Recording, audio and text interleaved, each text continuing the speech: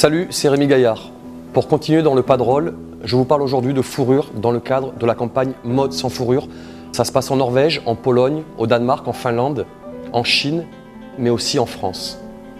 Dans la majorité des cas, on enferme des renards, des ratons laveurs, des chiens, des chats ou encore des visons dans des cages en batterie intégralement grillagées, même sous leurs pattes. Ils tournent en rond, par folie, s'automutilent, se dévorent entre eux. Au bout de 8 mois, quand ces animaux ont atteint leur taille adulte, ils sont tués juste pour leur fourrure. Les plus petits sont gazés dans les caissons, les plus gros sont électrocutés, une électrode dans la bouche, une autre dans l'anus, aucune forme d'anesthésie n'est appliquée. D'autres animaux, comme les coyotes au Canada, sont trappés. Des chasseurs posent des pièges à mâchoire dans la forêt. Après une longue agonie, ils les flinguent à bout portant. Évidemment, les pièges ne choisissent pas les animaux. Privés de liberté ou traqués, 150 millions d'animaux sont tués chaque année pour la mode.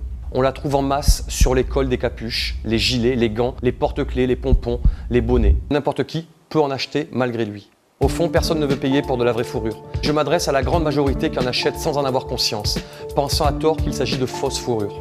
Aujourd'hui, la fourrure synthétique d'excellente qualité est à même de remplacer la fourrure animale sous tous ses aspects. Faisons pression sur les enseignes qui cautionnent toujours l'horreur. Découvrez comment sur le site virtacapuche.com. Il est temps de mettre un terme à ce cauchemar et de faire de la fourrure animale un vestige du passé. Foutons enfin la paix aux animaux.